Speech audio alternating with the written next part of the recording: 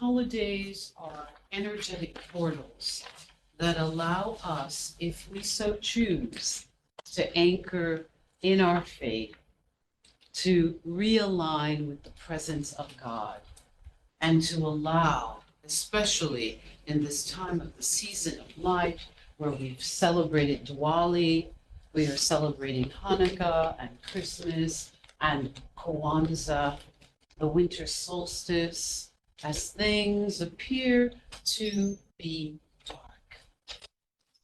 As things appear to be darker, the inner light is being born again within us.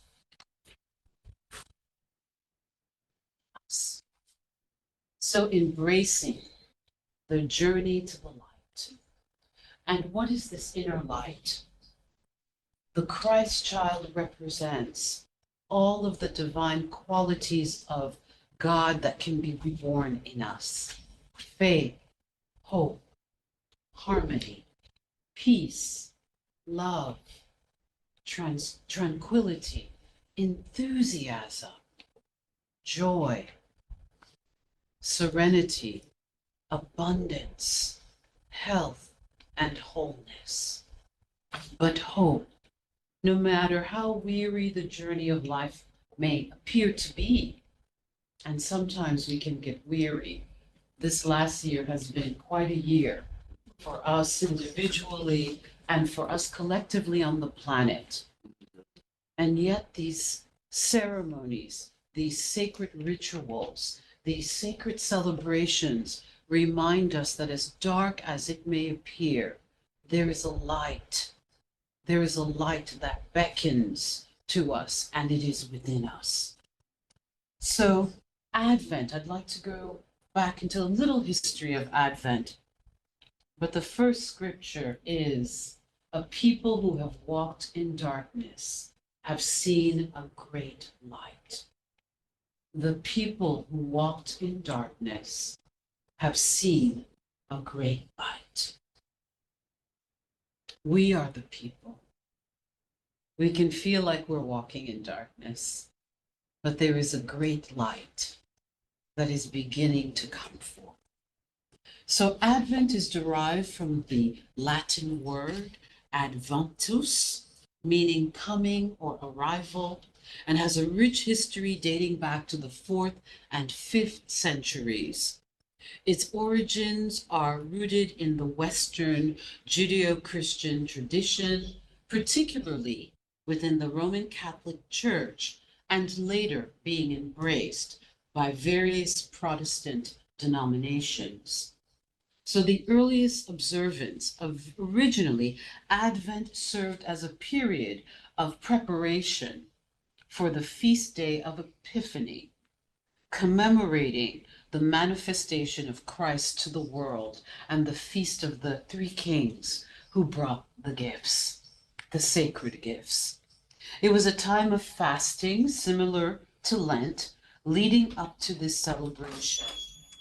As it evolved in the 6th century, the focus of Advent, the liturgical focus, shifted to preparing for the celebration of Christ's birth on December 25th.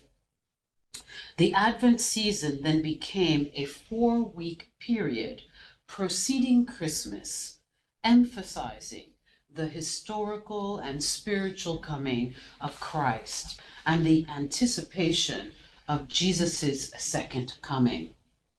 The symbolism of the wreath. So in this Judeo-Christian tradition, there is a wreath and there are 4 candles with various colors, and at the center is a white candle representing the I am presence, the Christ consciousness, the birth of the Christ, the rebirth of the Christ in the collective consciousness of humanity. Because, my beloveds, these traditions, these traditional celebrations represent the collective, and whether or not we choose to awaken to the higher universal principles of God. So the Advent wreath with its candles representing different aspects of the Christian journey. And this journey is the journey of Mary as the divine feminine and Joseph as the divine masculine to the inner marriage that brings forth Jesus, the Christed one. Within us, God is awaiting. There's a wedding feast awaiting us if we will have the inner marriage with our divine presence within. And that will bring forth new life, new dreams, new restoration, new vitality, and new peace for ourselves and all of the world. So these symbols, this wreath became popularized during the Middle Ages, and the gradual lighting of the candles over the weeks symbolizes the increasing light of Christ consciousness illuminating the world. So gradually, step by step, little by little, we are illuminated. And that is truly the journey of life. We must practice our spiritual disciplines because the disciples, the awakened ones, were devoted to the I am presence. We must become a discipline to a disciple to the inner light within. And step by step, we will awaken to God. So the opening scriptures of the sermon, Embracing Faith and Hope in Advent, is the people walking in darkness have seen a great light. On those living in the land of deep darkness. Oh goodness, I have alarms.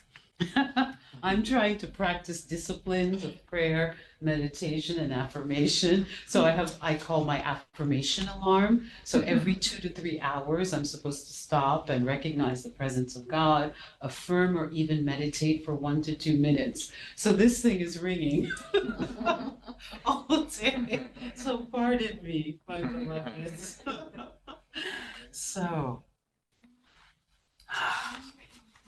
So each candle on this wreath, and this wreath is within you, my beloveds. These outer symbols are within us, within our consciousness. Each candle represents a unique facet of our spiritual journey. The first candle, which is purple, and so many of us have on maroons and purples today, represents hope and serves as a beacon of the light of Christ consciousness. The essence of faith. Now, faith is confidence in what we hope for and the assurance of what we do not see.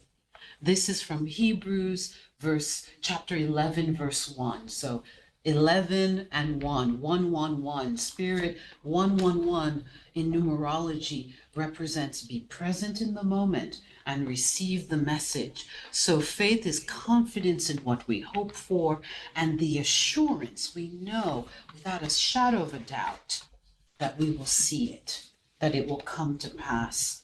Jesus, our greatest guru, told us that with a mustard seed, faith the size of a mustard seed can move a mountain. So in this Advent season, we are nurturing the muscle of faith. It is a force that transcends the tangible. It is a force field, my beloveds, that we can tune into. It is a universal power, faith. So we trust in the future that there is a brighter tomorrow. Generations before us have trusted in this. Our own particular ancestors have trusted that their descendants would have more freedom, more hope, more liberty, more love, more wealth, more peace. And we have been blessed with that. There is always hope. And this is what the Christmas story reminds us. As Mary on her donkey goes to Jerusalem to be counted, as she holds her little beloved one, the inner divine feminine that is within all of us, regardless of our gender, awaiting the birth. What is waiting to come forth within your consciousness? As we move into this new year, what are you willing to be disciplined or a disciple to bring forth a new birth in your life? Is it new health? Is it new prosperity? Is it new love? Is it new peace? Are you willing to be faithful like the divine and protect this newborn dream within your consciousness? Is your inner divine masculine protective and aware that in this great, great world, he must protect this new dream that is about to be born? Are you holding on to your sacred idea, cultivating it, meditating and praying to spirit and not speaking it to people who don't have high consciousness? Be very careful who you speak to regarding your hopes and your dreams and your desires for healing, for creativity, for abundance, because many of us on the planet will shoot that idea down. Many of us cannot hold the sacred space to allow our beloved one's dreams to be born. Are you willing to protect the desires of your heart and bring it to the I am present? This presence who will bring it forth. This is the call at Advent. Are you willing to be made new by the renewing of your thinking? Hope is the guiding star. So as that star began to shine, months and weeks astronomically and astrologically, as Mary had just realized that she had conceived by the Holy Spirit, when Gabriel, the messenger archangel, came to her, the star was there. And people began to see Cyrus in the sky, this astronomical wonder. It was hope for humanity. So hope is a guiding star for us. Romans 15:13 says, "May the God of hope fill you with all joy and peace as you trust in him, so that you may overflow with hope by the power of the Holy Spirit." So this first Sunday of Advent invites us to gaze upon the horizon of hope and see hope as a divine principle, as our guiding star, leading us through the journey of life. Hope is the seed, and it sprouts forth faith. We must have divine hope and use it as a guiding star. So let's hope for the world. Let's know that regardless of the appearance of darkness, there can be peace and prosperity for everyone. Let's have hope for ourselves, because our hope is rooted in spirit. Anticipation and preparation.